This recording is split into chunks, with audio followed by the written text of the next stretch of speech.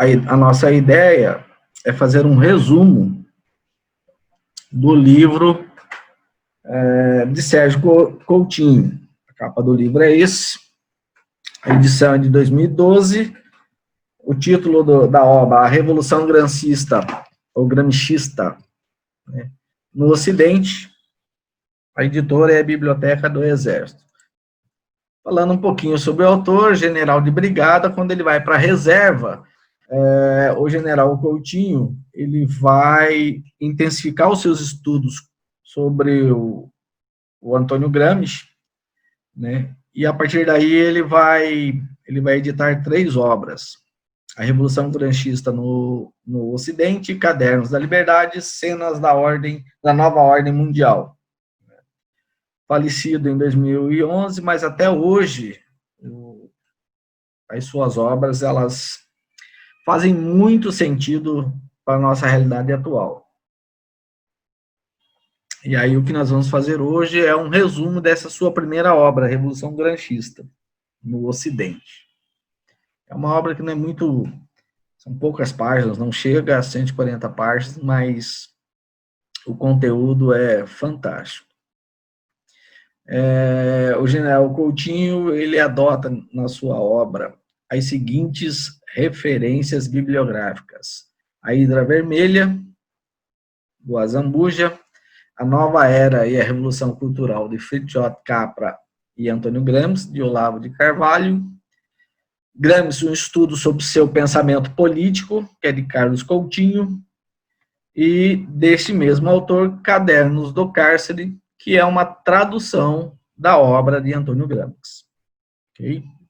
A tradução essa obra foi primeiramente publicada em russo, depois traduzido para o italiano, para diversas línguas, e o Antônio e o Nelson Carlos, ele vai fazer essa tradução para a língua portuguesa em 1999.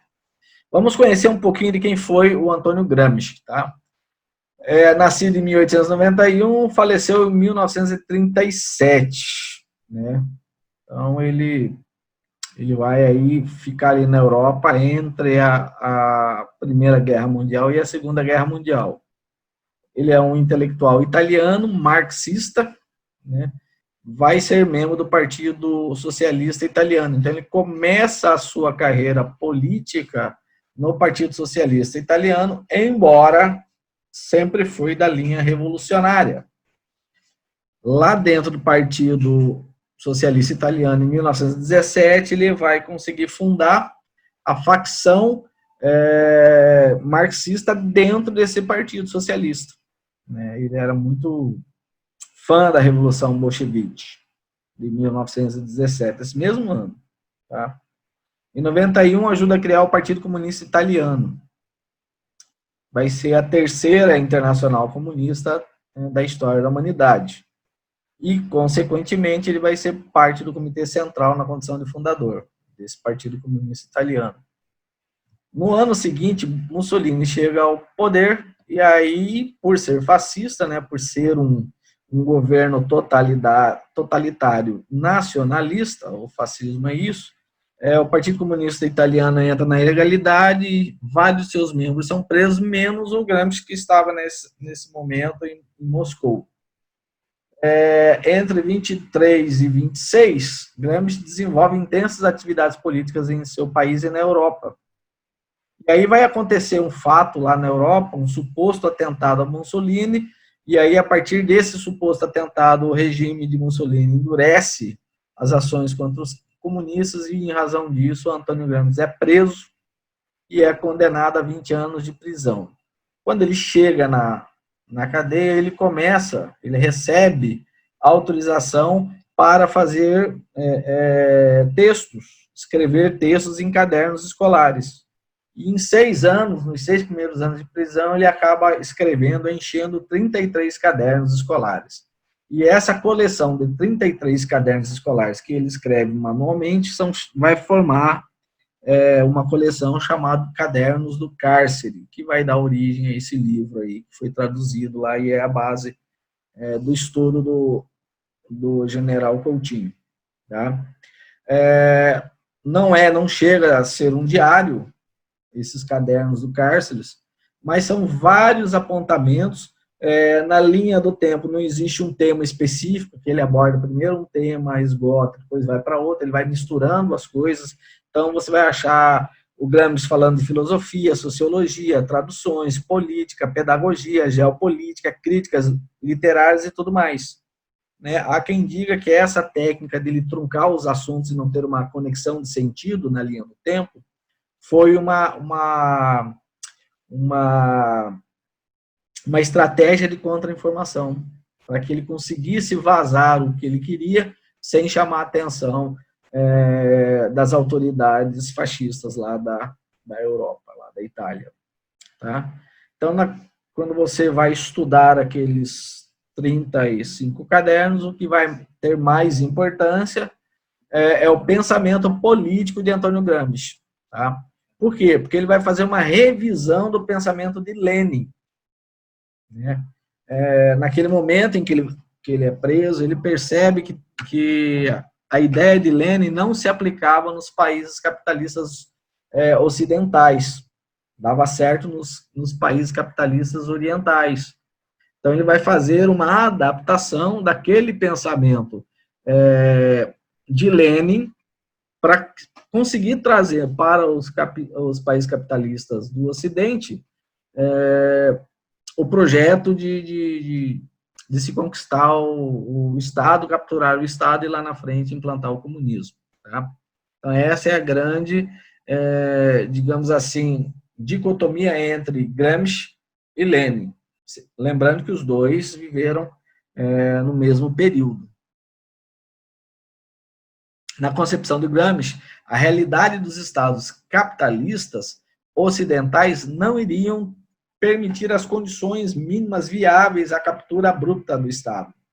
Porque Lenin, quando ele chega e propõe a Revolução Bolchevique na Rússia, a Rússia estava num país, já vinha de gerações de um governo totalitário, nacionalista dos czares, a economia não andava bem, então existia uma condição favorável para ele propor uma revolução e inaugurar um novo Estado, um novo sistema de governo e um novo regime. Por isso que deu certo. Mas Gramsci falou, olha, o que deu certo lá na Rússia pode não dar certo aqui em razão de que os países capitalistas do Ocidente estavam numa situação tal em relação à Revolução Industrial muito mais avançado. Então, Gramsci tem essa sensibilidade, ele percebe, deu certo na Rússia, nos países capitalistas do Oriente, porque eles estavam muito atrasados em relação à Revolução Industrial. Eles não tinham um parque industrial consolidado, eles não tinham um comércio internacional consolidado, eles não tinham bens de consumo vindo da indústria para a sua sociedade, então estava mais fácil, era como se fosse mais uma sociedade da época feudal, onde o forte era só o comércio. Tá? Então, o Gramsci vai dividir o planeta em países capitalistas orientais, e aí sim a ideia de Lenin deu certo, para países capitalistas ocidentais. E essa divisão que ele faz não tem nada a ver com a geografia, e sim com o momento em que cada nação, naquele momento, estava em relação à Revolução Industrial. Essa é uma grande ideia e a grande ponto de divergência entre Gramsci e Lenin. Tá? Portanto, no pensamento gramscista, nos estados capitalistas ocidentais, o processo de captura do Estado deverá ser gradual, passando pela unificação e domínio do que se chamou de classe subalterna. Então, ele fala, olha, não adianta vir aqui propor uma revolução, porque eu não vou ter apoio da sociedade para isso. Logo, eu terei que fazer uma captura gradual, um processo lento, gradual, para capturar o Estado. Para isso, eu preciso primeiro identificar e unir o que ele vai chamar de classe subalterna. Quais são os oprimidos dentro desse Estado, dessa nação? Então, nessa primeira fase, ele chega numa nação e ele começa a identificar ali dentro da sociedade quem vai ser o que o Lenin chama de proletariado, ele chama de classe subalterna. Aos poucos, depois de identificado essa classe subalterna, ele vai também, ao longo do tempo, fazer a supressão progressiva da classe média não povo, tá? Através de meios democráticos, conquistar a vontade coletiva para ascender ao poder. Então, a revolução que ele propõe não é armada, é uma revolução cultural com bases éticas morais. Tá?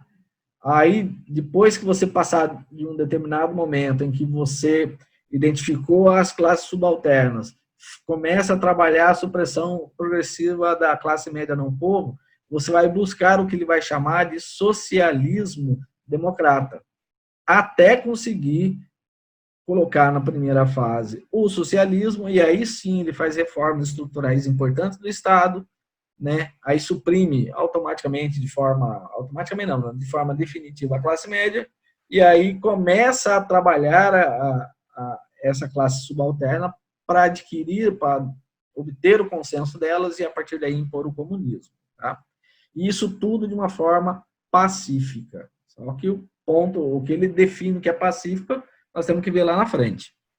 Esse processo inicial, Gramsci chamou de hegemonia cultural e hegemonia social. E aí ele vai propor algumas categorias. A partir dessas categorias é que ele começa a construir todo o seu pensamento político. Então ele traz um conceito do que é a sociedade civil, o que é hegemonia, consenso, aparelhos voluntários, Estado ético, homem coletivo, vontade coletiva, sociedade regulada, democracia. Ele traz um conceito de democracia também, tá? Então, isso é muito importante entender aí toda essa estrutura do pensamento dele para a gente compreender o que acontece no mundo, tá?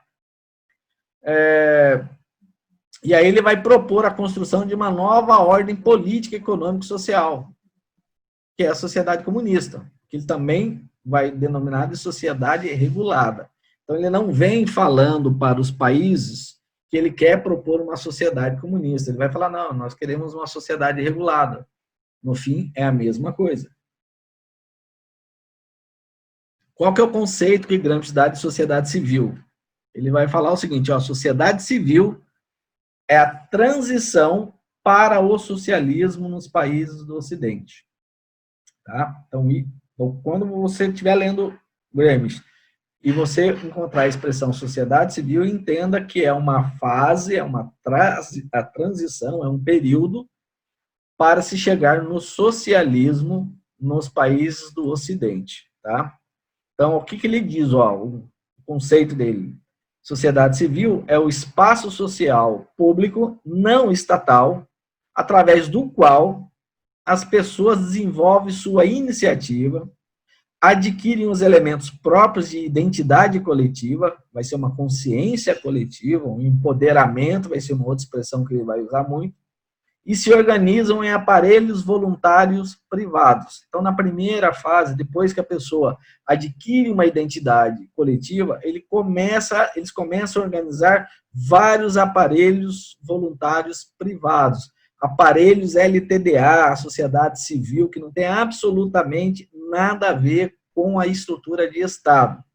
E esses aparelhos voluntários privados vai ser um meio através dos quais esse grupo social será um grupo social dirigente, ou seja, vai começar a comandar as políticas de Estado. E a partir do momento que eles conseguem fazer isso, eles começam a exercer o que ele denomina de hegemonia. Ok? Então, vamos fazer aqui mais ou menos uma análise um pouco mais profunda na definição de Gramsci de sociedade civil. Tá? Então, primeira pergunta, quem exerce hegemonia na sociedade civil? Ou seja, quem é a classe dirigente? Gramsci fala assim, ó, na fase histórica inicial, será a burguesia dominante. Essa fase histórica inicial, ele chama de econômica corporativa. Tá? Então, quando você começar o projeto de propor o socialismo para depois chegar no comunismo, você começou numa nação, a primeira coisa que você tem que identificar é quem é que exerce hegemonia nessa sociedade civil. Quem é a classe dirigente. Você vai identificar, ou vai ser uma burguesia, ou vai ser um grupo que é totalitário, que você pode começar dentro de de um país totalitário de direita, ou um país totalitário religioso. Tudo isso é a ideia. Por quê? Porque quando Marx vai escrever, junto com Engels, o Manifesto Comunista, lá em 1848, ele não propõe o comunismo para uma nação, ele propõe o comunismo como uma solução global para o mundo inteiro. Ele fala de internacional comunista.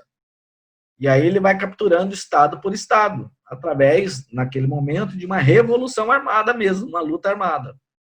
Que é o que o Lenin consegue implantar 60 anos depois, na Rússia, mas o Gramsci falou, isso funciona nesses países que estão atrasados com relação ao desenvolvimento, à Revolução Industrial.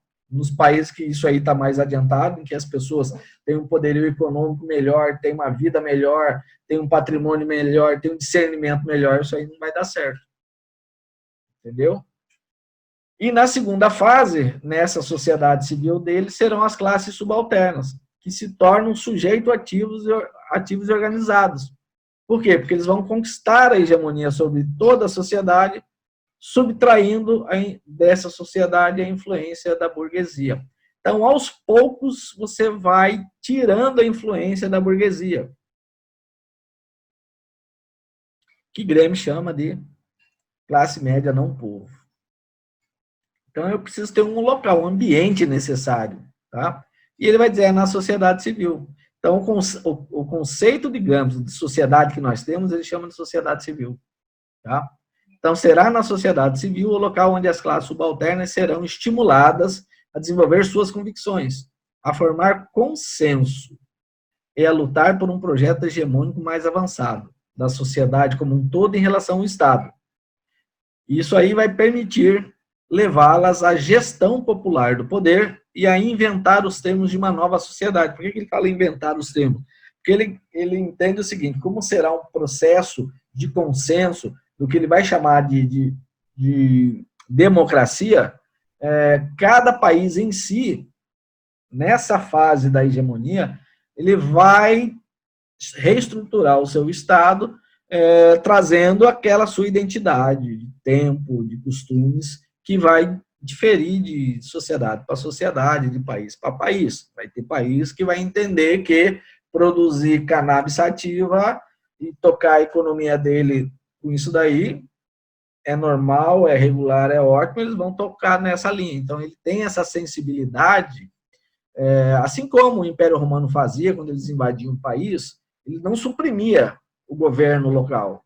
Ele só colocava os impostos lá e falava, você vai me sustentar aqui, e eu vou te dar proteção para ninguém invadir aqui dentro. Então, ele faz uma... Na verdade, o comunismo ele é uma releitura do que aconteceu lá no Império Romano. Tá? Chega-se a essa conclusão no frigir dos ovos, que é um projeto de hegemonia global, você comandar o planeta inteiro. Portanto, a sociedade civil é a arena da luta de classes. Então, veja bem, não é um espaço de paz, é um espaço de luta, de guerra.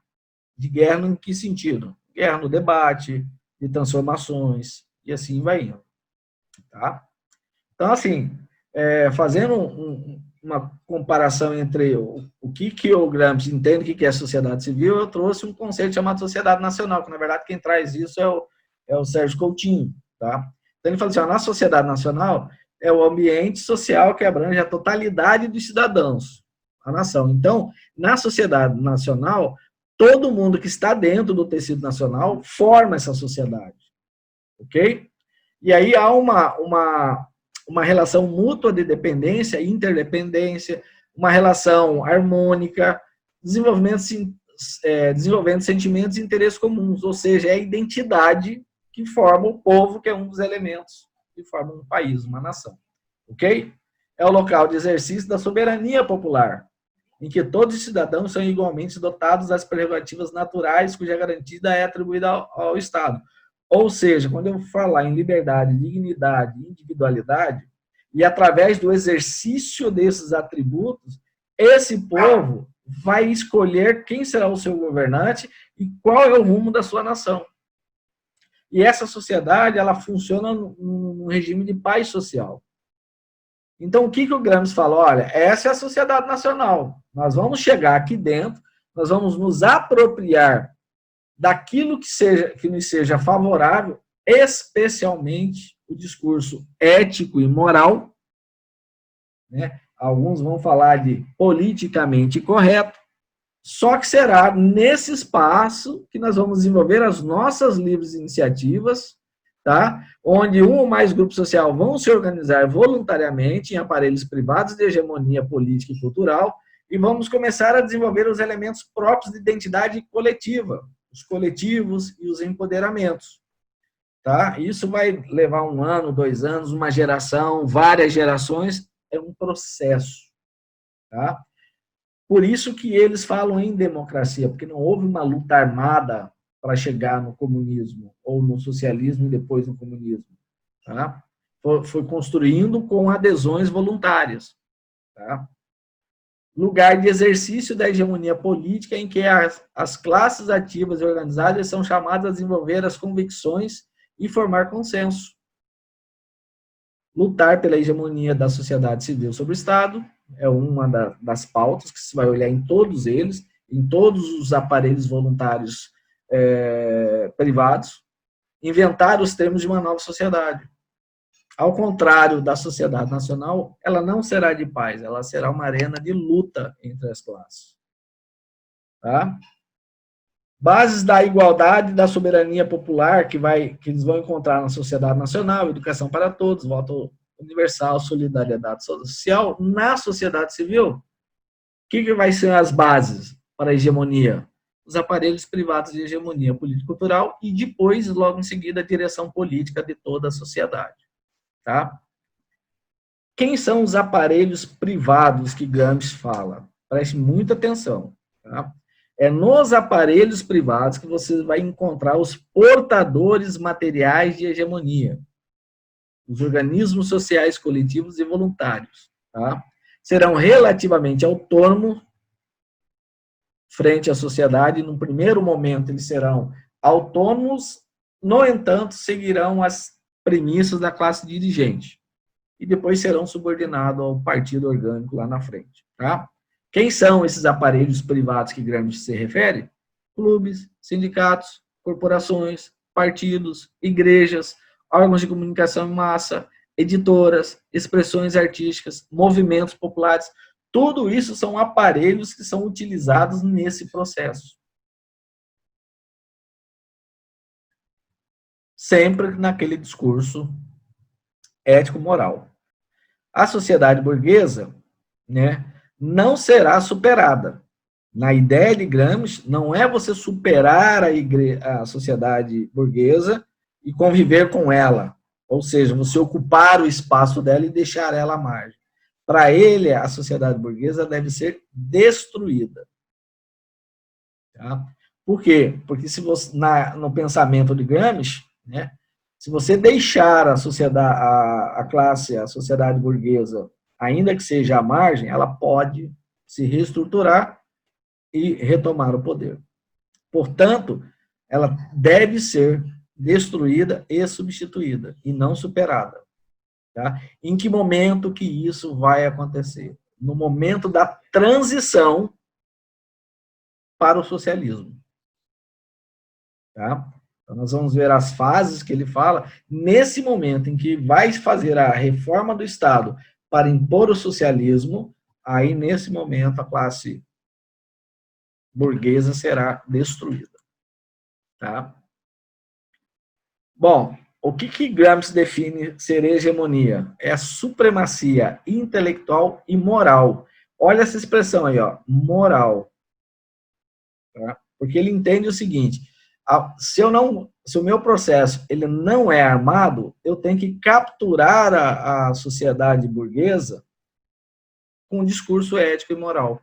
Portanto, eu tenho que ter uma supremacia intelectual. Eu tenho que ganhar todo e qualquer debate. Se não ganhar, impor. Se eu não conseguir, no debate, impor, sair vencedor das minhas ideias, então eu tenho que impor as minhas ideias. Como que eu faço isso? Destruo as reputações com quem eu estou debatendo. Tá? E ele vai dizer, ó, condição ou capacidade de influência e de direção política. Isso é o conceito que ele dá de hegemonia. Então, influência e direção política e cultural, que por intermédio dos organismos sociais voluntários, os aparelhos privados de hegemonia, um grupo social exerce sobre toda a sociedade civil, e essa sociedade civil vai exercer as questões políticas, ou seja, ela vai comandar a estrutura política do Estado. E que o partido da classe exerce sobre todo o processo revolucionário da sociedade civil e sobre a sociedade política. Então ele falou, olha, primeiro eu crio os grupos, os aparelhos privados de hegemonia, a partir daí eu vou estruturando também um partido, esse partido vai ser o cara orgânico, porque ele não vai ser um partido político tradicional como todo mundo conhece, ele vai ter múltiplas funções, e a partir daí a gente começa a pautar todas as questões da sociedade. Todas, sem exceção. Toda. Âmbito cultural, o que for. Tá? Tranquilo?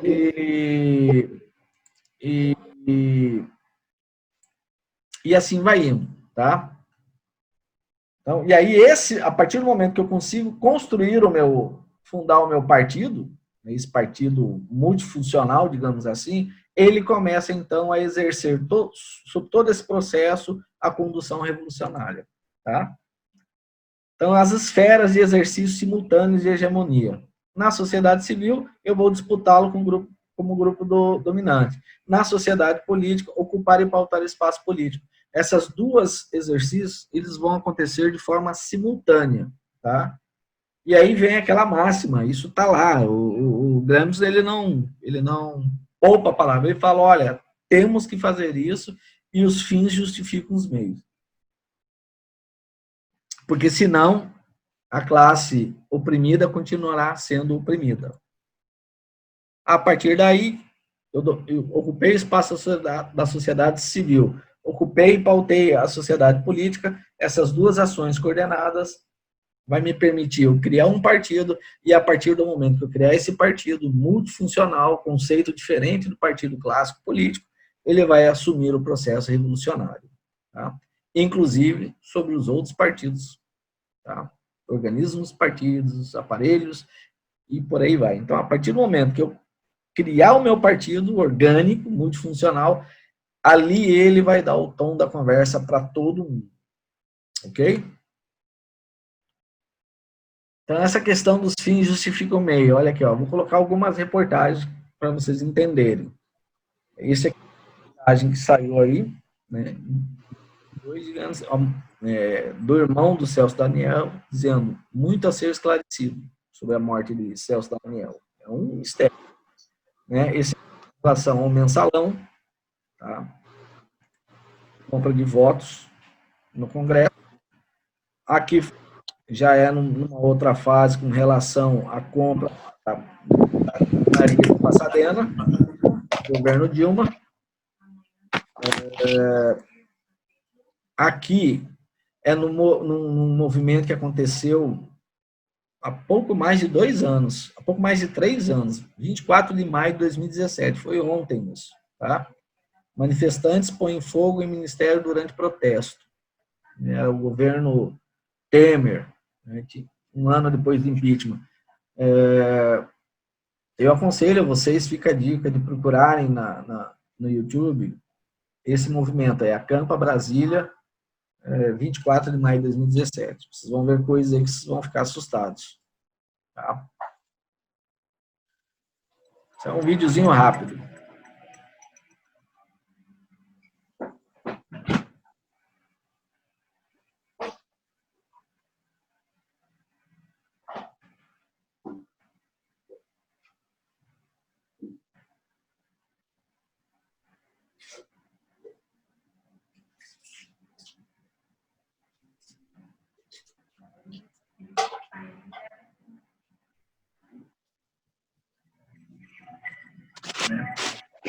Então, foram alguns exemplos pensados, mas tem muitas coisas aí que você vê, que você fica meio pensativo, né? Portadores de materiais de hegemonia são os aparelhos privados na sociedade civil. Esse aqui é um dado, né? Aí a fonte, e de acordo com esse site aí, o IPEA, né? Ela vai consultar o IPEA, e o IPEA diz que em dezembro de 2017 havia no Brasil 820 mil ONGs. O que estão fazendo aqui, né? Quem é que está financiando essas ONGs? Isso aí precisa ser, a gente precisa dar uma olhada nisso. Tá? E esses aparelhos, ONGs, sindicatos, clubes, vão impor as grandes questões sociais, vão pautar essas grandes questões sociais, culturais e políticas do Estado, buscando o empoderamento das classes subalternas, ao mesmo tempo que irão minando as bases da classe opressora.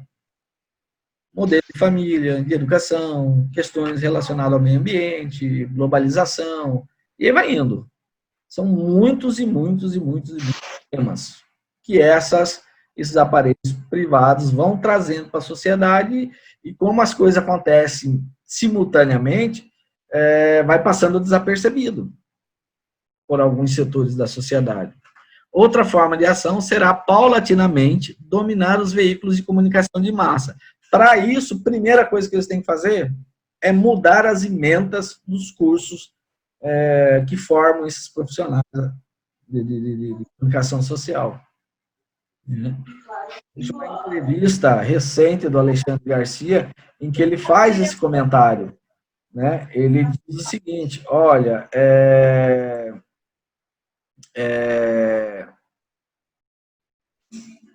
fui chamado para fazer uma palestra na UNB, para os formandos do curso de comunicação social, e chegando lá, fizeram uma pergunta, né, de como que eu, profissional da comunicação social, atuo. Ele falou: olha, eu busco a verdade, não procuro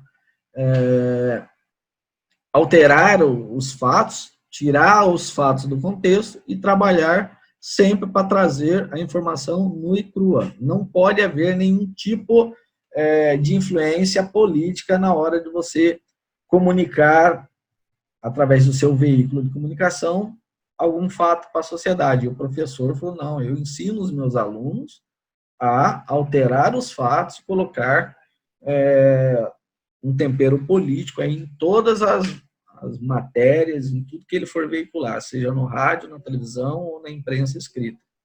Né? Então, esse está dentro desse processo do gramscismo. Tá? Da mesma forma que eles querem, para dominar os veículos de comunicação, eles precisam reformular as emendas dos cursos que formam esses profissionais, vai também fazer com os outros cursos, né?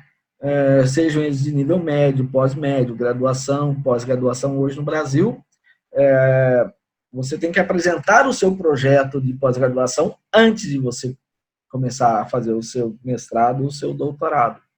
Por quê? Porque ele vai passar por um filtro.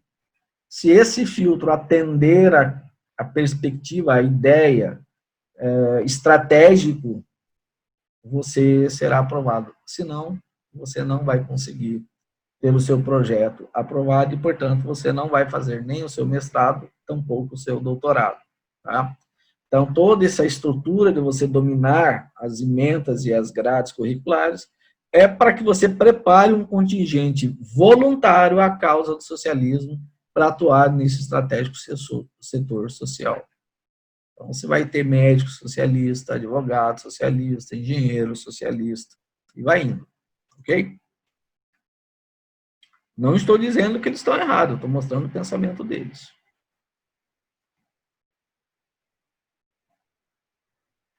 Bom, sociedade civil e sociedade nacional. Grupo dominante ou classe dominante é aquela que detém o poder, exercendo o domínio e coerção por intermédio da sociedade política, do Estado. Tá? Somente chega a ser classe dominante o grupo social que antes se fez classe dirigente, conquistando hegemonia e obtendo o consenso. O consenso é aquela aceitação coletiva. Tá? Então, o que é o conceito de grupo dirigente? ou grupo hegemônico? É aquele que tem a hegemonia, ou seja, a capacidade de influir e de orientar a ação política, sem o uso da coerção. Quando ele fala uso da coerção, é o poder de polícia do Estado. Então, o grupo dirigente ele não tem poder de polícia do Estado. No entanto, ele vai influenciar o grupo dominante, que está lá no Estado, para que ele exerça o poder de coerção de acordo com como ele quer. Então, por isso que, às vezes, você vê que as reações dos organismos de coerção do Estado, eles são diferentes. Entendeu?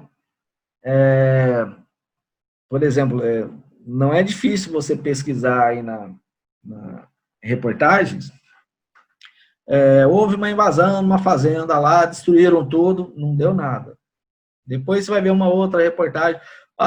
Foi uma tentativa de invasão numa fazenda, aí a menina atirou no cara, ela estava sozinha no invasor, e aí o invasor acabou morrendo, a menina foi presa. Entendeu? Então, por quê? Porque o grupo dirigente, no caso, quem foi o grupo dirigente? Né? Foi o promotor e o juiz. Na verdade, o promotor. O juiz foi o grupo dominante, que é o juiz que determinou a prisão. Tá? Nesse caso aí. Na fase econômica corporativa, quem que será o grupo dirigente? A burguesia opressora. Tá? Quando a classe subalterna se tornar hegemônica, ela passa a ser grupo dirigente. Ok? Que eu também, ele vai falar, grupo dirigente está na sociedade civil, grupo dominante está na sociedade política. Tá? Olha o que Gramsci define por ser consenso. Conformação coletiva ou aceitação coletiva do grupo social.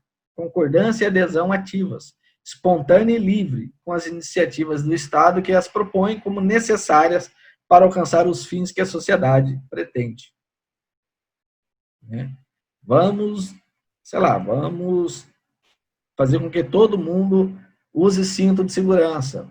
E vamos mostrar para todo mundo que isso é bom. Você vai aceitar. Lá na frente, esse mesmo Estado falava, agora vamos desarmar. Isso também é bom. Obteve o consenso? Consegue. Olha, vamos prender quem dirigir alcoolizado. Obteve o consenso? Então, é assim que vai fazendo. Sempre obtenção do consenso. Então, o que o Sérgio Coutinho fala? Tá? Resume a estratégia de Gramsci nos seguintes termos. No plano prático da estratégia de transição para o socialismo, ou seja, na primeira fase, pode-se antecipar que o grupo social, as classes subalternas, pode e deve ser dirigente, hegemônico, pode e deve comandar o processo, mesmo antes de conquistar o governo. Aliás, tornar-se classe dirigente é a condição essencial para a tomada de poder na concepção de Gramsci. Então, se você não conseguir identificar no começo quais são, o que é os seus componentes da classe subalterna, depois você não conseguir empoderar essa classe subalterna para ela se transformar em hegemônica, ou seja, comandar os temas da sociedade, ela jamais será uma classe dirigente, portanto, você não vai conseguir implantar o socialismo. Às vezes, um país fica patinando até ele conseguir fazer isso. Vai gerações e gerações. Tá? Para reconquistar o poder, judicializar a política é uma opção válida. Partidos de oposição se unirão ao STF por afastamento de Bolsonaro. É uma estratégia para reconquistar o poder. PDT, partido autor da ação, afirmava que o governo federal restringiu o poder de governadores, isso é uma questão lá entre governadores e prefeitos. Tá?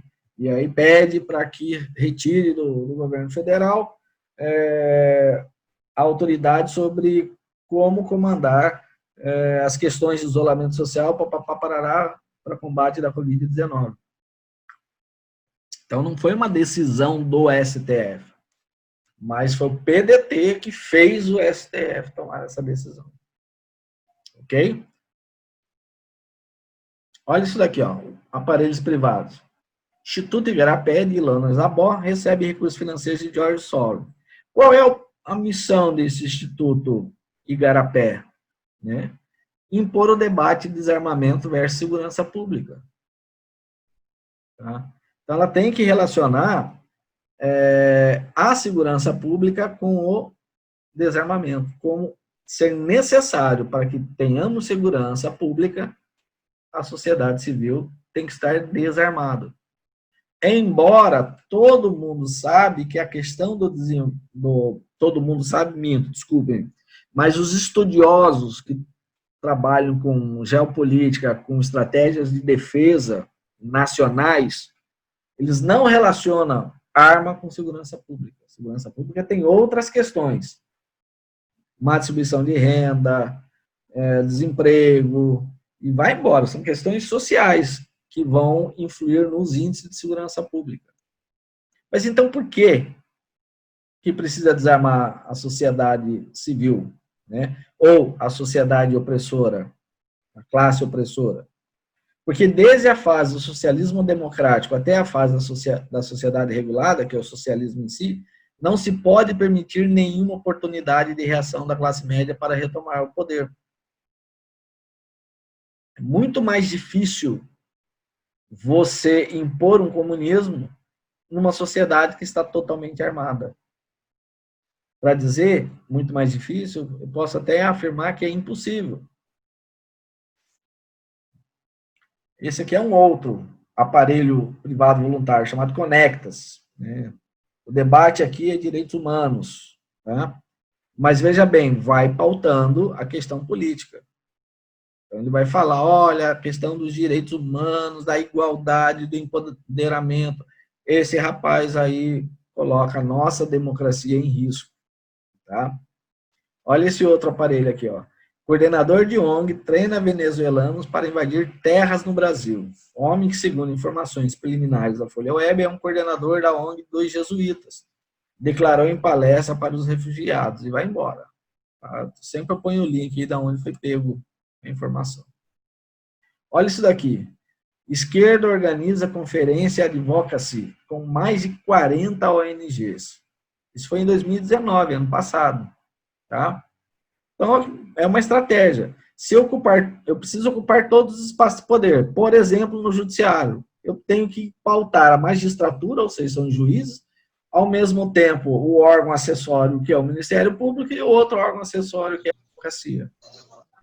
Se eu conseguir dominar, exercer influência, ou seja, exercer hegemonia, ser a classe dirigente sobre magistrados, promotores e procuradores e advogados, o judiciário eu comando do jeito que eu quiser. Então, é uma estratégia muito inteligente. Tá? A diferença de sociedade civil na visão de Marx e de Gramsci. Tá?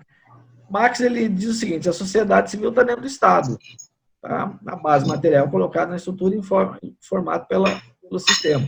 Então, ele diz o seguinte, ó, eu vou dominar o Estado, e eu dominando o Estado, eu consigo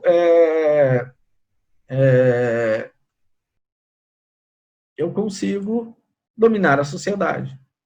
Já para Gramsci há uma diferença. Ele vai dizer o seguinte, olha, a sociedade civil e a sociedade política vai formar o que ele chama de superestrutura. E a estrutura vai ser a economia, a base de produção. Então, eu tenho que dominar a sociedade civil e a sociedade política para depois eu alterar a estrutura, que vai ser a economia e as bases de produção, a partir daí eu consigo mudar o Estado. Então, a mudança não é dominar o Estado para mudar a sociedade civil, não. Eu tenho que dominar a sociedade civil, a sociedade política, alterar a economia, a base de produção, para depois eu alterar o Estado. É uma visão inversa. Tá? E essa sociedade civil, junto com a sociedade política, Gramsci chama de Estado ampliado. Absorção do Estado pela sociedade civil, identidade e distinção. Essa com seus aparelhos privados de hegemonia e aquele com os aparelhos governamentais de coerção. É o fundamento do conceito de Estado ampliado.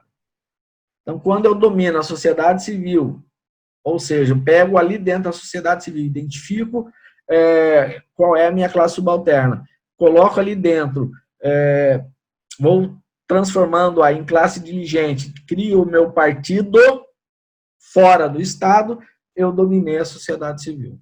Ao mesmo tempo, eu vou também ocupando os espaços da sociedade política. Esses dois elementos é o que o Gramsci chama de Estado ampliado, ou superestrutura. É muito interessante, ele é muito inteligente. Em 48, no Manifesto Comunista, e aí ele chega e propõe assim, a unidade internacional do proletariado com consequência do caráter internacional do movimento comunista, portanto, um projeto de hegemonia mundial. Essa é a ideia inicial de Marx e Engels, 1848. E Lenin vem nessa luta, vem nessa linha, quando ele propõe a Revolução Bolchevique, já no 1917. Tá? E aí, no plano nacional, a luta de classes. Essa é a ideia do Manifesto Comunista. Tá? Então, você vai capturando Estado por Estado e vai formando um emaranhado internacional. Ou seja, você faz uma dominação mundial através da força da coerção do Estado comunista. Para ganharmos o ponto de partida será nacional e não internacional. Tá? Se, no curso do tempo, ganhar o plano internacional. Então, primeiro ele ganha o nacional, fazendo toda essa estratégia dele, e a partir do momento que em cada nação, cada uma no seu tempo, sem precisar da luta armada, eu consigo atingir o comunismo, aí sim eu vou montando as internacionais comunistas e monto a rede mundial. Tá? Primeiro eu preciso fazer, para Gramsci, a emancipação dos trabalhadores. Tá? Ah, não, ele fala, desculpe-me, corrigindo. Por que ele fala isso? Porque, primeiro, a emancipação dos trabalhadores não se verifica da mesma forma em todos os países, porque cada país tem uma realidade econômica, uma realidade social, uma realidade cultural própria. Então, eu não consigo fazer isso ao mesmo tempo em todas as nações. Né? E aí eu vou precisar de movimentos revolucionários anteriores, precedentes, feitos pelo proletariado nos países mais desenvolvidos economicamente. Tá? Eu vou precisar, para o que eu preciso disso? Porque eu preciso financiar o movimento. Então, quando a gente vê aquele rio de dinheiro que sai do BNDES, era essa fase aí. Aqui o Brasil está mais adiantado, ele começa a financiar o movimento nos outros países latino-americanos e na África. Tá? Outra divergência entre Gramsci e Marx foi a opção pelo reformismo e não pela revolução. Tá? Marx e Lenin, há uma contradição insolúvel para eles. Nunca vou conseguir resolver o problema entre proletário e burgueses. Então, se eu não consigo resolver esse problema, essa dicotomia, eu tenho que pegar e partir para a violência, para a luta armada, para eu destruir a classe burguesa e salvar o proletariado. Ok? Né? E aí o Gramsci traz o conceito de burguesia capitalista. Então, ele fala assim, a burguesia capitalista, ela é dominante, ela é opressora, governante, dirigente e hegemônica na sociedade liberal democrática. Tá?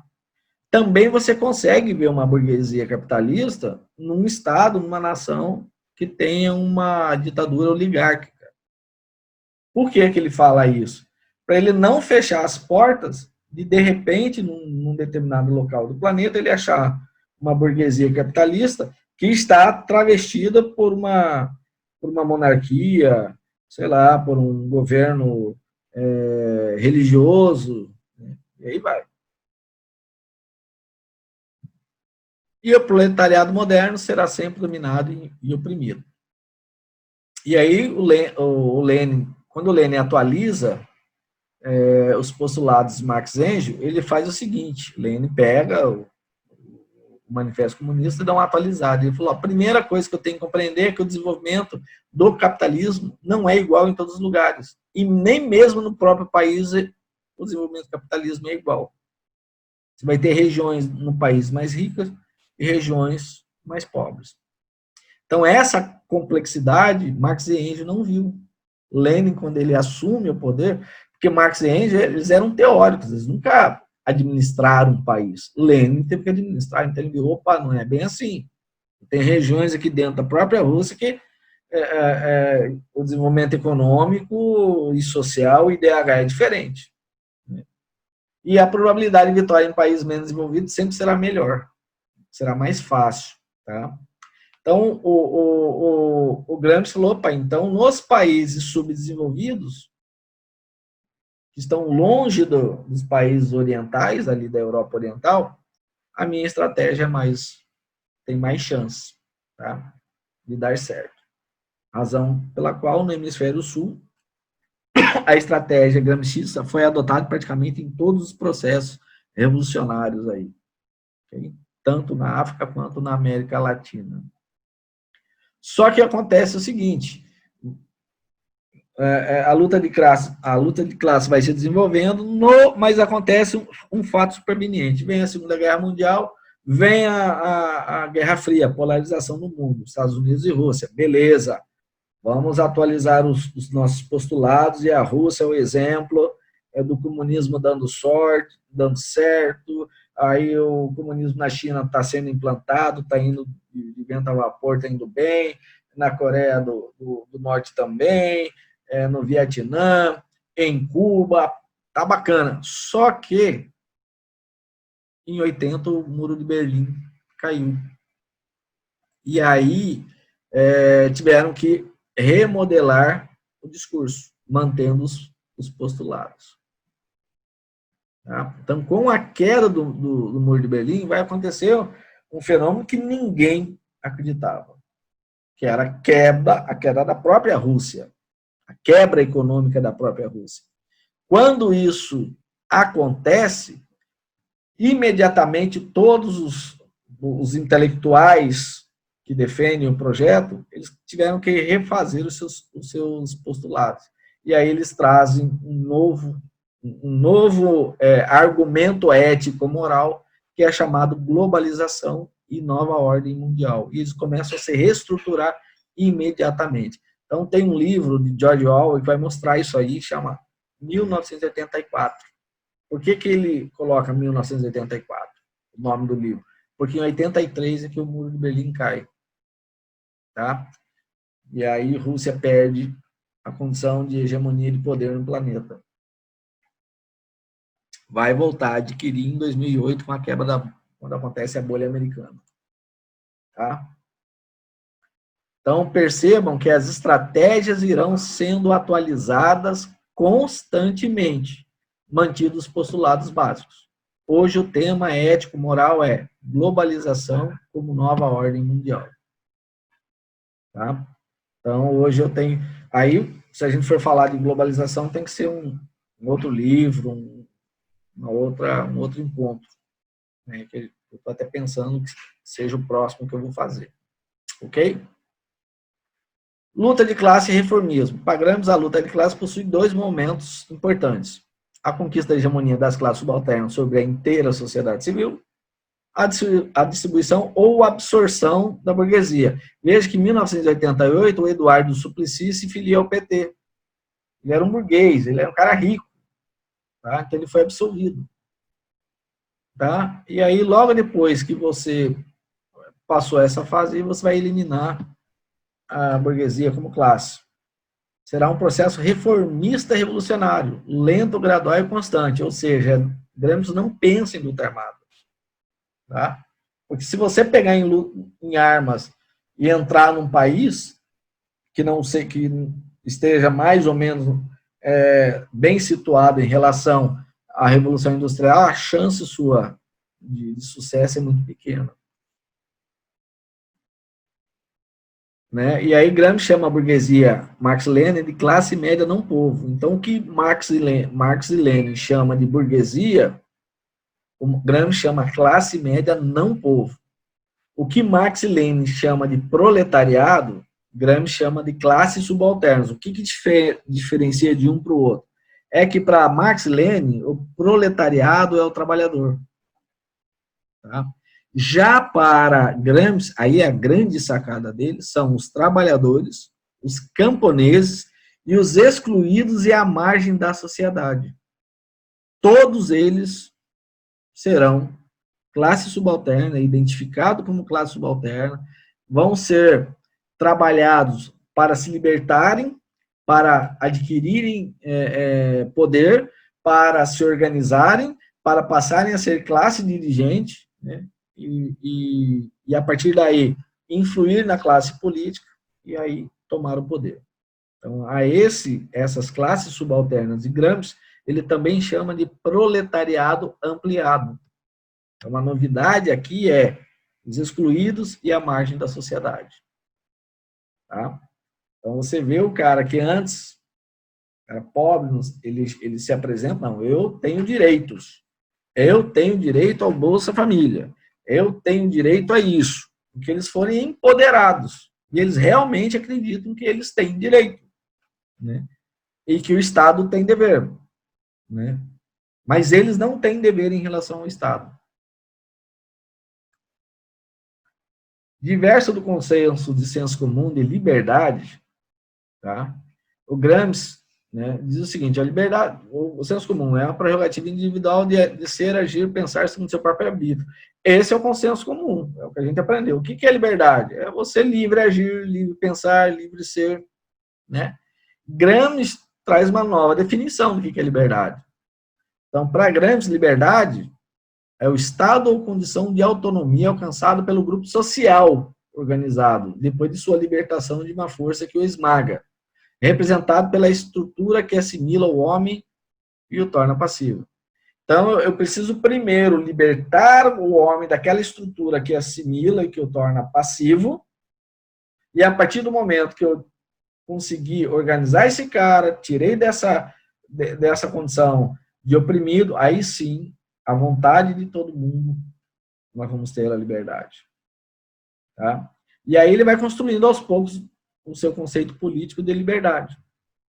Então ele vai dizer, a liberdade individual é um dos aspectos da liberdade coletiva. Então ele não entende a classe subalterna na sua individualidade, sempre no coletivo.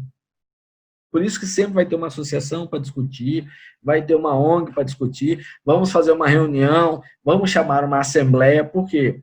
Porque a decisão individual não é reconhecida.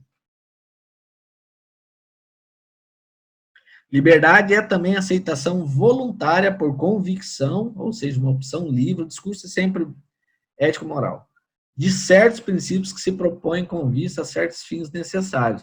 Só que aqui há uma contradição implícita. Olha isso aqui, ó.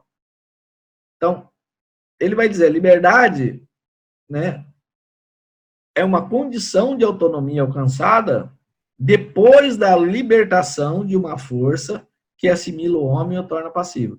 Então, eu vou lá e liberto ele dessa força que o assimila, que o torna passivo, e coloco ele numa outra força, que é a aceitação voluntária. Então, é uma contradição em si mesmo. O que o Gramsci diz que é a liberdade, vai oprimir da mesma forma. Só que passa batido isso. Se a gente não tiver lendo na entrelinha, tá? No grupo social, desde a fase embrionária da busca da hegemonia, a liberdade individual de múltiplos arbítrios estará limitada e submetida à liberdade coletiva, que no processo de retroatividade vai criando uma musculatura de consenso coletivo, em um clima ético e político. Então, como não há uma luta armada, sempre será um discurso ético, político, o politicamente correto, o que é melhor, vamos defender o meio ambiente. Por que nós estamos defendendo o meio ambiente? Não porque vai ser bom, porque não, mas peraí, vamos discutir isso melhor. Eu estou freando o desenvolvimento econômico. Peraí, vamos devagar. Eu preciso gerar energia elétrica, eu preciso melhorar, duplicar a estrada daqui à Chapada. Não, o meio ambiente não permite. Então, nós temos que... né? E olha só, o conceito de democracia. Então, sob ponto de vista da etimologia, democracia é o governo do povo. Vai aparecer lá em Atenas, né, quando as pessoas se reuniam em praça e definiam o destino da cidade. O que vai acontecer, os problemas que tem agora, como que eu vou solucionar agora, e o que vai acontecer no médio e longo prazo. Isso era feito em praça pública. Então, o conceito de democracia é demo, povo, cracia, governo. O governo do povo. Para Gramsci, a burguesia é uma classe média não povo. Portanto, democracia será o governo das classes subalternas. Porque se ela não é povo, ela não tem o direito de governar. Logo, quem é que vai governar são as classes subalternas. Então, quando você vê um coletivo defendendo democracia, não é o nosso conceito da etimologia, de como apareceu lá em Atenas.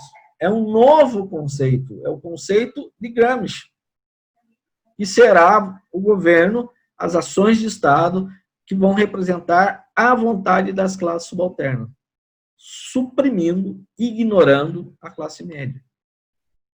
Na medida que no extrato social não existe nenhuma outra classe além do proletariado ampliado, e sempre representará a vontade dos trabalhadores, camponeses, dos excluídos e marginais da sociedade, com a necessária supressão da classe média, que é a burguesa.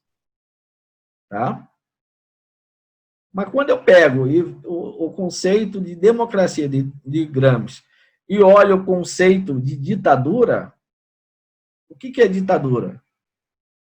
É qualquer tipo de regime em que a vontade de parte da sociedade é suprimida, não é levada em conta. Então, o que Karl Marx e Engels e Lenin falavam de ditadura do proletariado, Gramsci falou, não, é democracia. Mas, na verdade, é uma ditadura, porque se é a vontade de uma classe imposta coercivamente sobre a outra e a outra não consegue se manifestar, não consegue alterar o regime, não consegue votar, não consegue participar de nada, então eu estou diante de uma ditadura.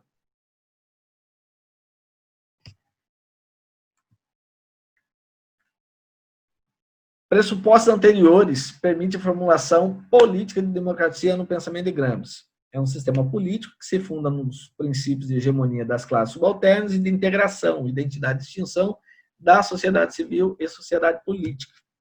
A manifestação da vontade política das massas é feita no âmbito e por meio dos organismos privados, voluntários e homogêneos e hegemonia. Então, veja bem, como que eu vou colher a vontade política das massas da classe subalterna? Nos organismos privados, voluntários, exatamente o mesmo modelo de Karl Marx, de Marx e Engels, quando ele fala das comunas, aquelas pequenas sociedades camponesas que se reúnem e vão decidindo, e aí a comuna tal, a comuna de Acorizal toma uma decisão, a de Rosário também toma a mesma decisão, a de Barão do Melgaço também, passou a ser uma posição praticamente homogênea, ele vai se transformar em hegemônica, vai alterar a política de Estado. Tá? Algo como os sovietes, mas de natureza diversificada. Tá? Não como referendo, mas como expressão do consenso e da vontade coletiva. E a partir daí influencia a classe dirigente que vai alterar a posição do partido político. Ok? E ele vai dar uma especial importância para o partido ali. Ó. Agora nós estamos falando do partido e Estado. Ele vai divergir de Lenin quando informa que o partido não é classe, mas da classe. Então, ele tira o partido da condição de classe social, o partidão lá como uma classe social, e coloca como instrumento da classe dirigente. Aí é uma discussão bem interessante, né, entre os dois. Logo, o partido é um organismo das classes subalternas e será o condutor de vanguarda do processo revolucionário. Então, o partido vai tocar a revolução, mas ele vai estar submetido às classes subalternas. Não acontece isso no comunismo de Lenin e de Marx. Então, para Gramsci, o partido é o organismo que é o centro de direção e instrumento ativo do processo revolucionário, transição para o socialismo, e que é a expressão de um grupo social, classe subalterna, e somente desse grupo. Então, quem não é da classe subalterna, esquece que você não consegue influir no partido. Tá? Então, alguém que, de alguma forma, for entendido como não povo, não consegue influir nem nos organismos privados, voluntários, tampouco no partido. Tá? Isso vai explicar muita coisa lá na frente. Tá? Temos que entender que o partido é um espaço exclusivo das classes subalternas. E, como resultado disso, um burguês jamais será aceito dentro desse espaço. Dessa forma, Gramsci consegue distinguir o partido dos demais partidos políticos em geral. Tá? Porque eles vão expressar o pensamento burguês. Então, não se mistura. Quando você vê um partido orgânico, né, que está, né, no projeto de Gramsci, ele não vai se misturar com os outros. Tá? E aí, na fase do comunismo, esses partidos aqui serão extintos, vai ficar só o partidão, não o Partido Comunista. Tá? Para Gramsci, o órgão dirigente do partido deve, por estratégia, estar fora do Estado. Entendeu? Por quê? Porque se cair o governo do Estado, o partido não cai. Ele sobrevive e ele vai poder reformar a sua base, reunificar a sua base e voltar da onde parou, porque é um processo que eles não desistem. Tá? O órgão dirigente tem o objetivo de formar e designar os dirigentes para as suas missões, seja no Estado, seja no aspecto cultural, para a transição ao socialismo na fase inicial. Então, você vai ter um grupo de pessoas que vão ser os intelectuais, que é o órgão dirigente. Tá?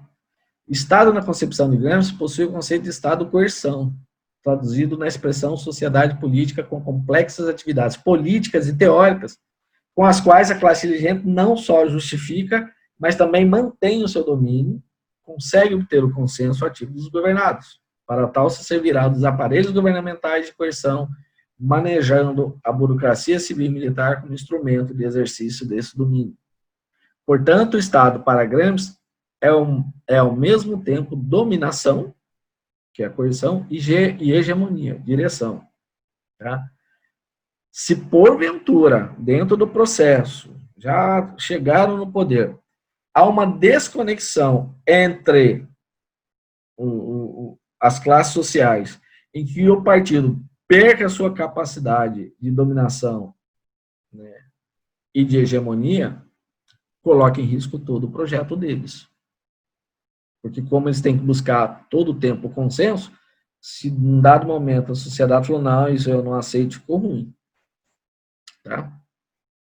Vixe, saí de lá. Deixa eu voltar, peraí. Não sei por que saiu.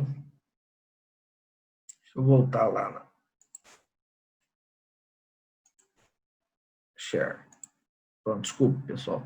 Não sei o que foi que eu apertei aqui. Na fase econômica corporativa, organização do partido. Aqui é importante a gente prestar bastante atenção. A fase econômica corporativa é a fase inicial. Começando o projeto de Antônio Gramsci. Então, a sociedade civil é o lugar onde a burguesia, a classe média é hegemônica e dirigente, onde predomina o individualismo econômico egoísta. Tá? Eles perceberam isso. Concentração de renda, vamos explorar isso aí. Perceba que Gramsci joga a luz na concentração de renda que o capitalismo, sem princípios éticos, produz, agravando as distâncias sociais e que irá criar por si mesmo as tensões sociais que serão exploradas. Né? E no caso da Rússia foi o que aconteceu. Esse individualismo significa a apropriação individual do lucro e da iniciativa econômica, tendo em vista o lucro capitalista. Portanto, o próprio capitalismo criará o conflito insolúvel para a coexistência entre o empreendedorismo e as forças de trabalho. Empreendedorismo, aquele opressor, força de trabalho, este oprimido. Tá? Ao analisar a fase histórica da sociedade civil, o Gramsci vai propor duas atividades fundamentais para o desenvolvimento progressivo da transição para o socialismo. Primeiro, organização do partido para a formação de dirigentes. Segundo, defesa da democracia liberal, aquela democracia que eles falam, que expressa a vontade das classes subalternas, esquece os burgueses, a classe média, para ampliar sua realidade e abrir espaço para a instalação das franquias democráticas e, ao mesmo tempo, propor uma redemocratização, um novo modelo de democracia, iniciando a edificação do consenso social para a democracia gramscista. Então, você vai mudando e vai trabalhando consenso, as pessoas vão aceitando sem perceber. Meio que entorpecidas. É interessante o processo. Na concepção de Gramsci, o partido será mais que um partido político. Seu objetivo na fase inicial, que ele chama de econômica corporativa, é conduzir o processo revolucionário de transformação de um novo Estado, que é o socialismo. Então, vai ter um dado momento que vai ter uma reforma do Estado. Tá? E uma nova concepção do mundo, que vai ser o comunismo. Então, na hora que ele mudar o Estado para o regime socialista, ele já começa a trabalhar a cabeça da população para aceitar o comunismo. Que vai ter um segundo momento, que vai vir uma nova reforma do Estado, e aí sim implanta o comunismo, acabam todos os partidos políticos, fica só um, acabam todos os sindicatos, fica só um, né, e aí vai indo. Suprime todos os direitos fundamentais, e aí é o governo do partidão. Por se tratar de um processo contínuo, o partido estará em constante evolução, assumindo acumulativas funções. Na fase inicial, será um partido orgânico, ou partido classe. Mais adiante, né, na fase da luta pela hegemonia, passará a ser o intelectual coletivo, os caras mais inteligentes da nação. Na fase estatal, chegar ao poder, será o moderno príncipe, ele vai impondo as suas mudanças, tá? Até chegar na fase socialista, tá? Então, vamos ver aqui a organização do partido. Fase histórica inicial, ele é chamado de fase econômico-corporativa. Num dado momento, você vai conseguir criar. Eu fiz todos os meus organismos privados voluntários, fui identificando dentro da sociedade burguesa quem vai ser a minha classe subalterna, trabalhador, camponês e quem está à margem da sociedade. Vou organizando isso em instrumentos privados, associações, ONGs, sindicatos, clubes, e a partir daí eu consigo, num dado momento, fundar o meu partido orgânico classe. Tá?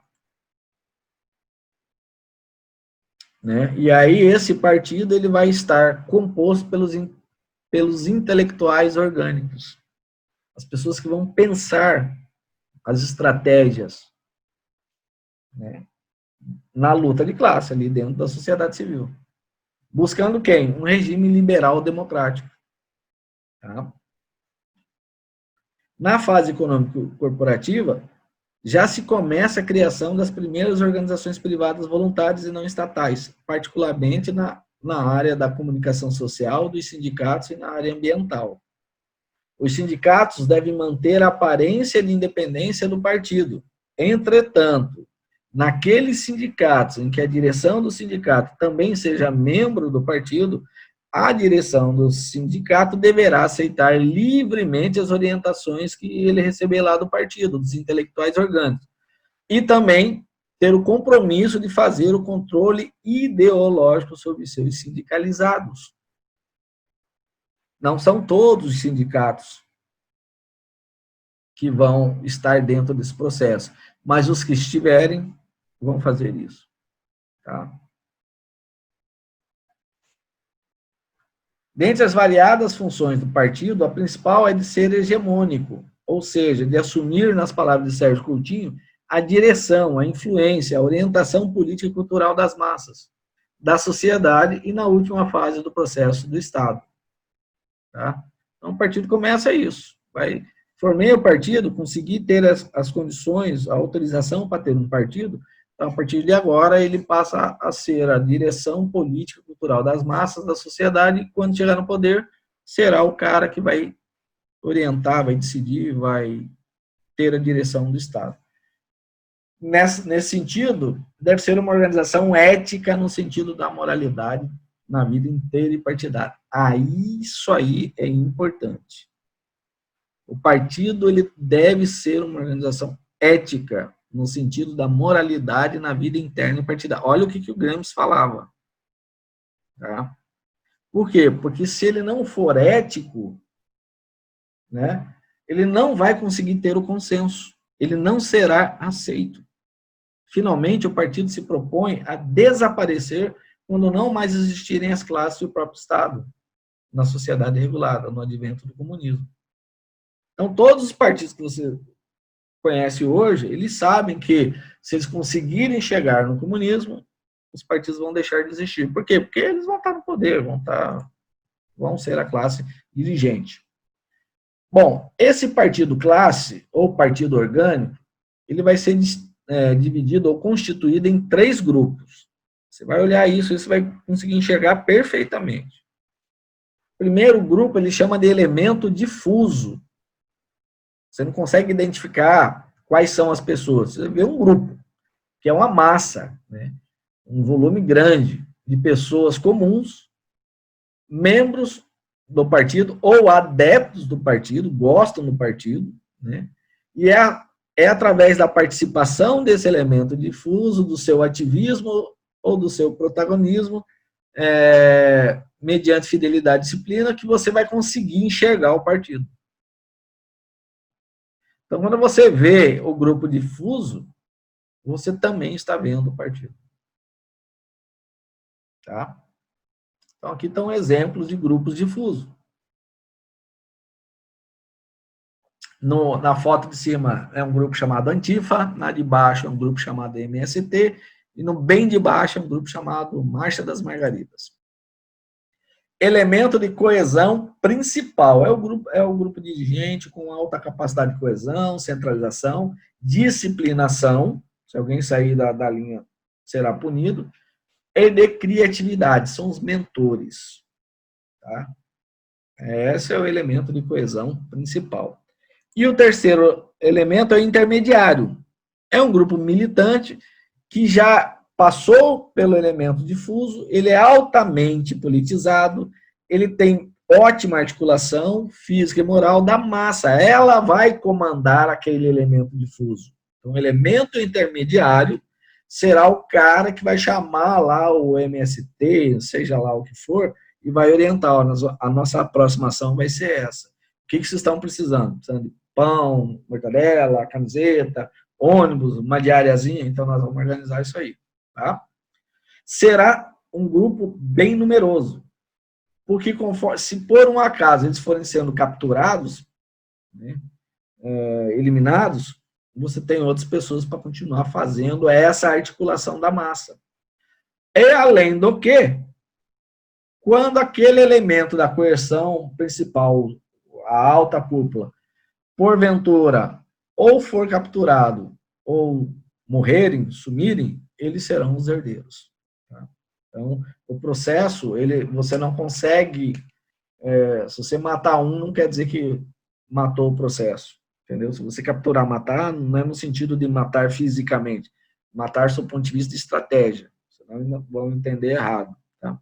Se você capturar alguém, elemento da coerção principal, não quer dizer que o partido desapareceu. Alguém aqui do elemento intermediário vai assumir essa herança.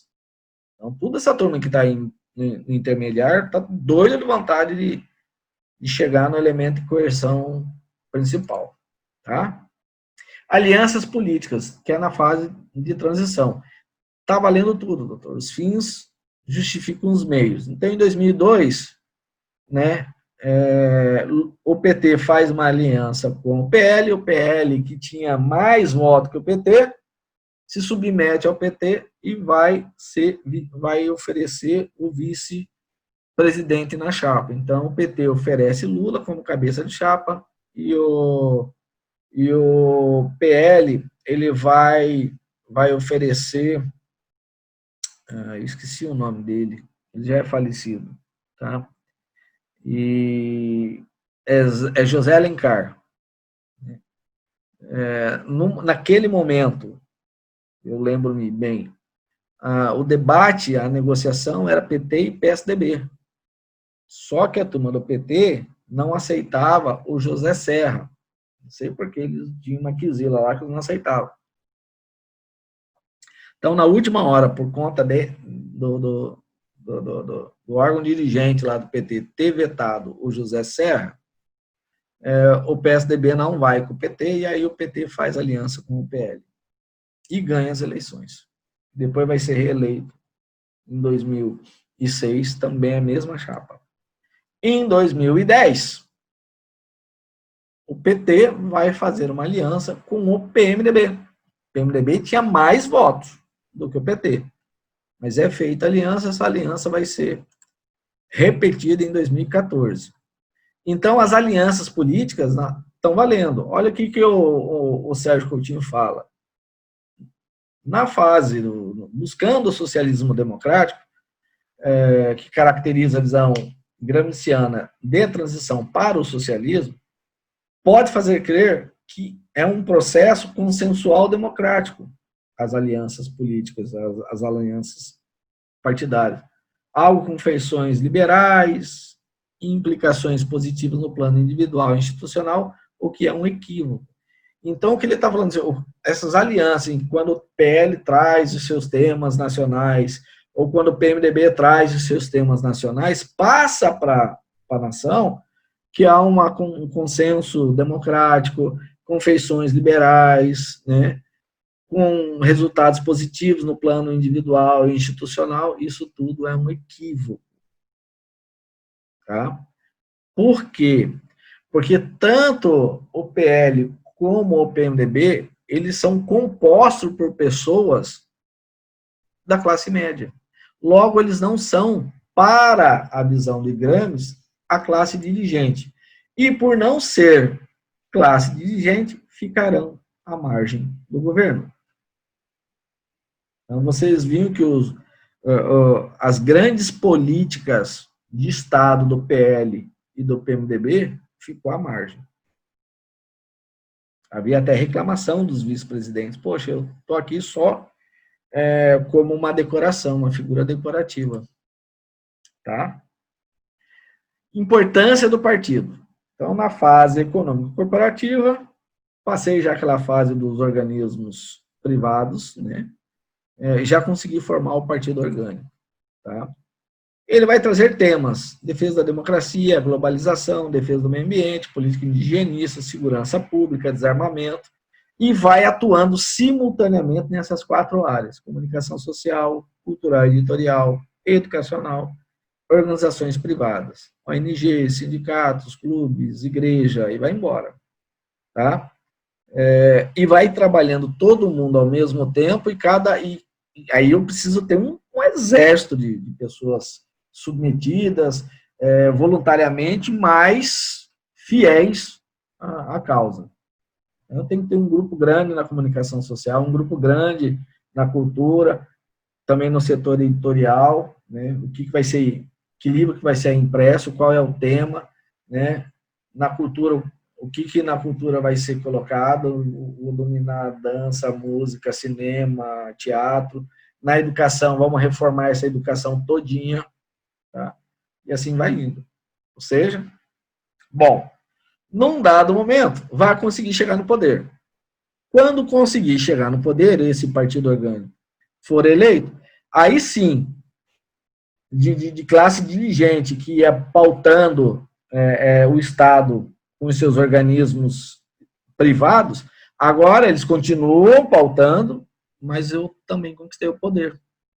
E aí esse poder começa a fazer as reformas de base da sociedade. Vai reformar o conceito de família, de fé, propriedade privada, redistribuição de renda, captura do Estado pelo seu aparelhamento, e aí os mais diversos temas. Porque eu preciso estar mudando esse Estado. Tá? E o tempo vai passando, certo? Vai chegar uma hora que eu vou conseguir fazer a ruptura econômico-corporativa.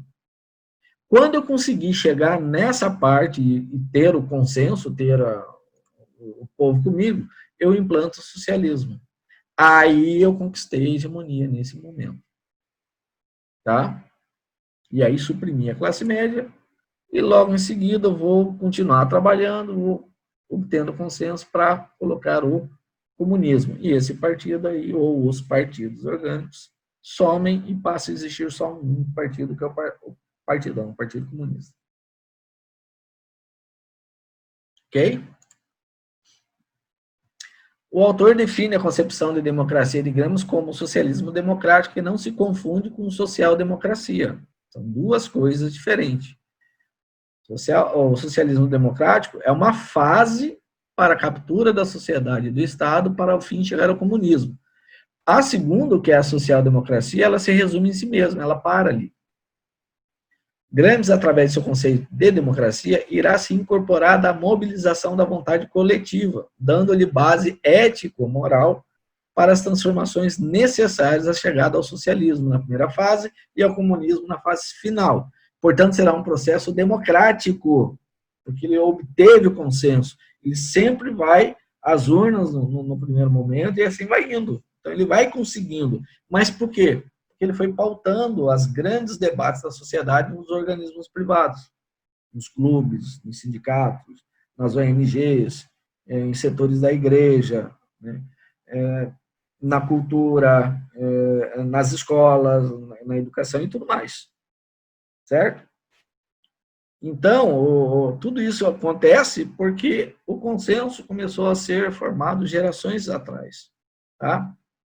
Então, o autor, quando ele vai analisar o pensamento de Gramsci, no tocante à prática democrática, do Gramsci, né, ele explica que há fases do processo político de transição que se desenvolve na sociedade burguesa. Então, vai ter uma parte que vai ser dentro da sociedade burguesa, aproveitando, inclusive, do discurso da burguesia.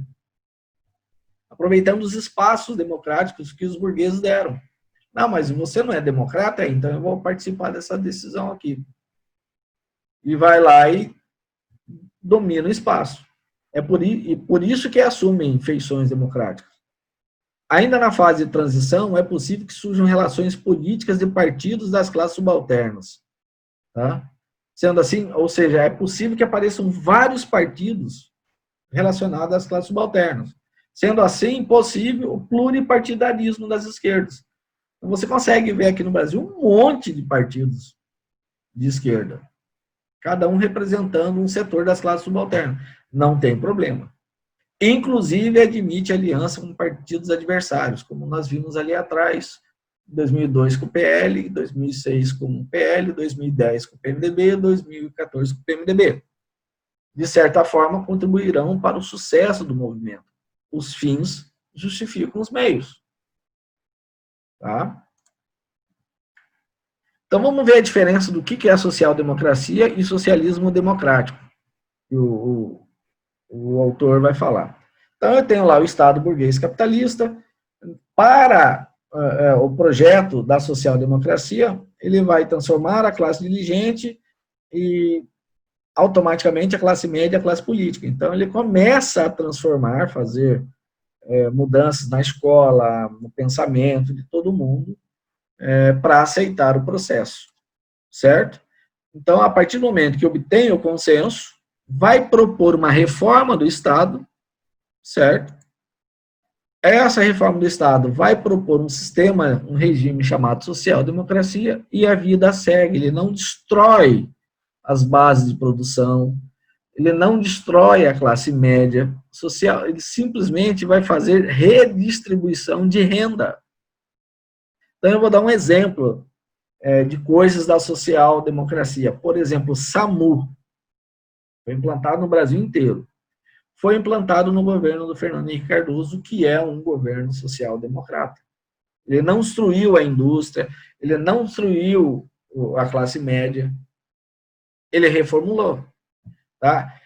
O que todo mundo vai dizer, Bolsa Família, um projeto do Lula. Não, foram projetos, eram 3 programas de distribuição de renda criados no governo social-democrata do Fernando Henrique Cardoso, que era salvo engano, era um Vale Gás, aí tinha um valor em dinheiro para o pai deixar o filho na escola, porque tinha uma evasão escolar muito grande, principalmente no ensino fundamental, e tinha mais um outro que era de distribuição de renda, porque o cara estava desempregado. O Lula, ele simplesmente vai pegar esses 3 e unir num só, e chama de Bolsa Família. Mas, na verdade, eram programas de distribuição de renda que vinha já do governos passados. Tá? Bom, vamos ver agora como é que funciona o socialismo democrático, né? Como que é o processo, a estratégia de Gramsci. Tá? Então, eu tenho um Estado burguês capitalista aqui em cima, certo? O que eu vou fazer? Vou formar uma nova classe dirigente. Aqui eu não vou formar uma nova, eu vou transformar. Eu vou formar uma nova classe dirigente, construir classes subalternas e hegemônicas. Você vê que é muito diferente os dois. Tá? Vou obter o consenso, vou propor uma reforma do Estado. Nessa primeira fase, que é o socialismo democrático, a reforma do Estado, eu vou obter o socialismo democrático, e continuo o projeto. Tá? E a partir daqui, eu tenho uma classe dirigente e o partido, né? Comandando quem? O Estado-coerção. Num dado momento, eu vou eliminar a classe média burguesa. Automaticamente, eu obtenho o consenso e faço uma nova reforma do Estado. Essa nova reforma do Estado vai trazer o comunismo. Após a queda do Muro de Berlim, a proposta que se tem de comunismo hoje é uma Constituição internacional, ou seja, aquela Constituição Federal que nós conhecemos será superada por uma nova Constituição, aqui dentro do Brasil, mas com aspectos internacionais. E essa parte desses aspectos internacionais é porque vai dar à ONU o status de chefe de Estado e com ações de chefe de governo. Então, os organismos multilaterais internacionais, o que eles decidirem lá, será aplicado automaticamente aqui, porque a Constituição prevê isso. Vocês estão entendendo o porquê que falam assim, nós vamos sair da ONU, nós vamos sair da OMS? É por conta disso. Tá? E aí a classe dirigente, o partido, continua aí no sistema comunista. Então, essa é a diferença entre social-democracia e socialismo democrático. Tá? Quando vocês virem esses dois temas, tem essas diferenças aí. Processo histórico no Brasil. Em 1979, veio uma lei chamada Lei 6.683, chamada Lei de Anistia. Ela anistiou todos os condenados que foram condenados lá no regime militar. A partir daí vai surgir o PSDB, que vem com essa linha da social-democracia. Vai surgir inicialmente PT, PDT, PCdoB e PCB, que vem nessa linha do comunismo. Então, social-democracia para na social-democracia, no socialismo, no conceito de socialismo deles. Essa turma aqui, da esquerda mais radical, digamos assim, mais contundente, eles querem o comunismo. O socialismo é só uma fase. Tá? Houve uma ruptura que ninguém esperava, que foram as manifestações de 2013 e a Lava Jato, que nós vamos ver logo na frente. Tá? Só que até agora a classe média, pelo menos eu tenho essa impressão, não compreendeu com profundidade a estratégia globalista gramsciana. Eu acho que nunca parou para prestar atenção nessa estratégia do Antônio Gramsci. Então, o porquê desse livro é exatamente ajudar as pessoas a entenderem o processo e se colocarem dentro dele. Seja a favor do Gramsci, ou seja a favor da social-democracia, ou seja a favor de um Estado nacional. Tá? Esse é um vídeo de 6 minutos. Rapidinho. Classe dirigente, uma reunião que eles fizeram no dia 13 de maio de 2013.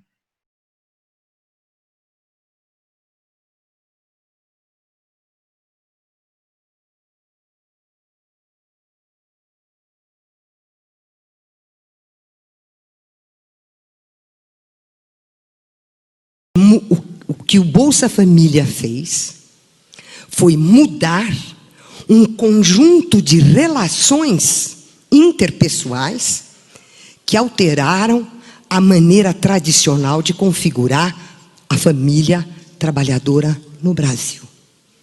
E com ela, o restante da vida familiar. Isso é gigantesco.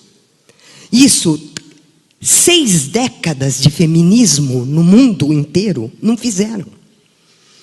Conseguiram resultados aqui e ali, em tal país, em tal cidade de tal país, em tal campo de atividade, nisso ou naquilo, mas uma mudança estrutural que muda o conceito de família e o modo de operação de família. 5, 6 décadas de feminismo não fizeram, e o Bolsa Família fez.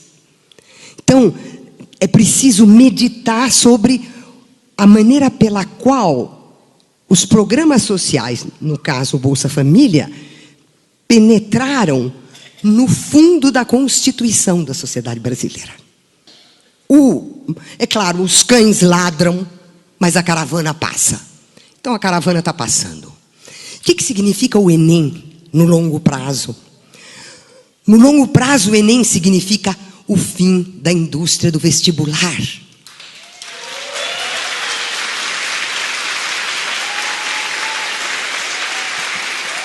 E ao acabar com a indústria do vestibular, significa forçar a reestruturação dos chamados grandes colégios, esses que têm franquia no Brasil inteiro, e que não fazem outra coisa senão preparar os alunos através de um tampa-olho, né? Preparar os alunos só para o vestibular, só para o vestibular. E quando o Enem funcionar a todo vapor, com todas as possibilidades para as quais ele foi criado, fizer a desmontagem do sistema do vestibular, fará junto com ele a desmontagem do sistema privado do ensino médio. Então, é gigantesco isso. Portanto, uma mudança estrutural na educação brasileira está a caminho, que precisa ser levada em conta. E o terceiro ponto que eu quero frisar muito é o fato de que, contra o que acha o meu presidente, não há no Brasil uma nova classe média. Existe no Brasil uma nova classe trabalhadora. Isso não tem nada a ver com a estrutura de classe da sociedade capitalista. Não é por aí. Não é pela escolaridade, pela renda e pela profissão que eu determino, e pelos gostos de consumo, que eu determino uma classe social. Então, usando esses critérios extrínsecos, abstratos, se pode dizer que tem uma nova classe média. Mas não tem, porque isso não define uma classe social no modo de produção capitalista. A perspectiva de que dispor de um conjunto de bens de consumo de massa e dispor de um conjunto de direitos sociais significa mudar de classe? Não. Significa que a classe conquistou os seus direitos e o seu lugar. Então, é isso que precisa ficar claro para nós. O fato de que nós tenhamos uma nova relação da classe trabalhadora com o universo do consumo de massa, com os direitos sociais, com os direitos econômicos, com os direitos civis, com os direitos culturais, não significa que ela virou classe média. E por que eu defendo esse ponto de vista? Não é só por razões teóricas e políticas. É porque eu odeio a classe média. A classe média é o atraso de vida. A classe média é a estupidez. É o que tem de reacionário, conservador, ignorante, petulante, arrogante, terrorista. É uma coisa fora do comum a classe média.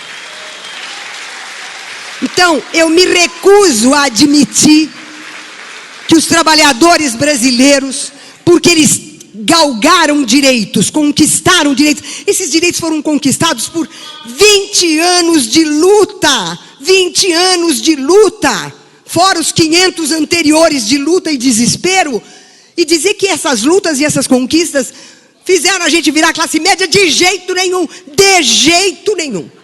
A classe média é uma abominação política, porque ela é fascista. Ela é uma abominação ética, porque ela é violenta. E ela é uma abominação cognitiva, porque ela é ignorante. Fim.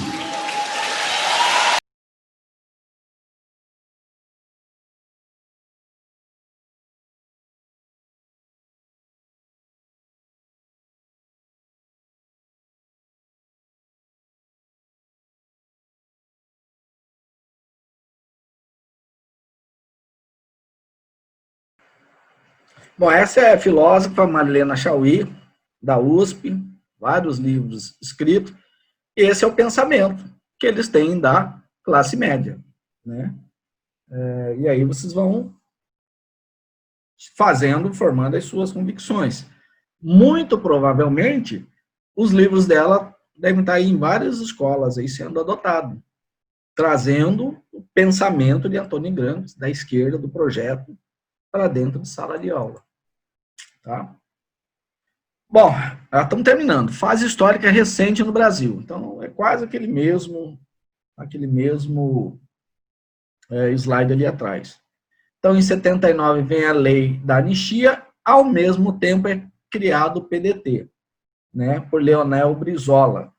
Ele queria que se chamasse PTB, que era um partido lá da época de 1964 que ele era afiliado. Quando ele volta do exílio com essa lei da anistia, ele percebe que no Brasil já tinham pedido a legenda PTB, então ele cria PDT. No ano seguinte, é criado o PT, certo? E aí, eu já tenho, então, o partido orgânico. Na verdade, eu tenho vários partidos orgânicos, PT, PCB, PCdoB, PDT, e eles já começam a atuar naquelas 4 áreas de ação dentro da sociedade. Né? Na educação, o mentor de toda a reforma educacional, né, dentro do projeto para se chegar no socialismo e logo depois do comunismo, foi o Paulo Freire. E ele fala que a sala de aula será outro local de luta pela hegemonia, pela desconstrução inicial do aluno, em seguida reconstruí-lo para a causa. Então, às vezes, você vê assim, um professor falar, recebi o aluno agora no começo do curso, nossa, fiz uma avaliação, tive que desconstruí-lo, porque ele veio cheio de erros, de vícios e não sei o que lá, para depois construí-lo. Quando você ouve falar isso aí, pode ter certeza que deve ter alguma coisa aí não muito diferente do que a gente viu aqui. Tá? Os temas: defesa da democracia, na visão de Antônio Gramsci, da educação, na visão de Antônio Gramsci, de Paulo Freire, globalização, né, na visão de George Soros, defesa do meio ambiente nos interesses internacionais, política indigenista nos interesses internacionais, segurança pública, né, no processo de conquista da sociedade, desarmamento para evitar uma reação, polarização social para você romper a estrutura, a base da sociedade da classe média. Tá? Em 2002, PT chega ao poder. Então, conquistaram o poder. Começa a fazer a reforma da base social, família, fé, propriedade privada, restituição de renda, desarmamento, captura do Estado policial para alimento, né, legalização do aborto, drogas, e vai embora. Ok? Num dado momento, viria a ruptura da fase econômica corporativa. A partir de 2019, não se sabe, mas se conseguissem se manter no poder, eles iam caminhar para isso. Tá? Depois dessa ruptura e a supressão da classe média, viria o socialismo, obtenção do consenso e do comunismo. Mas, em 2013, nós tivemos um problema aí. Tá? O que vai acontecer? Em 2005, já no primeiro mandato do Lula, veio um mensalão, um escândalo do mensalão. Ele conseguiu sair ileso, conseguiu ser reeleito, elegeu Dilma e reelegeu a Dilma. Só que, momentos antes da reeleição de Dilma, houveram as manifestações de 2013. Isso assustou. Porque daí aquela ideia de coesão, de consenso da sociedade, até então estava inabalado, mesmo com o mensalão, isso assustou. Né? Começaram a falar em poder constituinte exclusivo para fazer a reforma política, porque as manifestações faziam uma crítica às classes políticas. No ano seguinte, vem a Lava Jato. Aí esses 3 fenômenos sociais vai fazer vai causar a ruptura do discurso ético-moral do partido orgânico. Porque toda a densidade dele, de hegemonia, de classe dirigente, estava dentro desse discurso ético-moral, porque é a condição, inclusive, que o Antônio Gramsci sempre falou. Tá? E aí, em 2016, vem o impeachment da Dilma, né? Em 2018, vem Jair Bolsonaro, que não é de esquerda, imediatamente ocorre a atualização dos temas dos partidos orgânicos. Não estão mais no poder, então agora eu tenho que mudar a minha estratégia. O que estão propondo? Controle das mídias sociais, instabilizar o governo federal pela judicialização da política, buscar ingovernabilidade ou seu impeachment, ou, se não conseguir derrubá-lo, derrotá-lo em 2022. Né? De outro lado, eu fico imaginando como seria uma estratégia de governabilidade do atual governo. Reformas econômicas, reforma política, reforma tributária, reforma educacional, regulação das organizações privadas, ajuste cultural e editorial. Então, a guerra é essa, né? Na fase histórica recente do Brasil. Mas, com relação à reforma política, na minha visão, entre os vários temas que tem que ser abordado, o principal é colocar na ilegalidade o socialismo democrático e o comunismo. Se isso for conseguir colocar, os partidos serão extintos, né? Essas 4 áreas passam a obter políticas de Estado e não de governo, e aí, definitivamente, a classe média retoma a sua hegemonia, porque não tem. Não tem. A classe média não é hegemônica. Ela não consegue pautar as políticas de Estado. Hoje não. Tá? Conclusão. Esperamos ter contribuído com o crescimento do conhecimento de vocês, científicos, de tal sorte que consigam compreender os fatos e ideias que são intencionalmente escondidos do nosso dia a dia, e com isso percebam em qual lugar da sociedade cada um se encontra e onde quer chegar. Pensar o hoje para defender o futuro. Porque qual é o conceito de classe que você tem? Né? Quando você está trabalhando, os alunos que estão presentes, que vocês estão estudando para se qualificar em mão de obra, vocês acham que as conquistas que virão vão te manter no conceito de classe de hoje, ou vocês querem chegar na classe média que existe hoje? Né? Essa é a grande reflexão. Tá? Muito obrigado, eu vou abrir agora, se alguém quiser fazer alguma pergunta.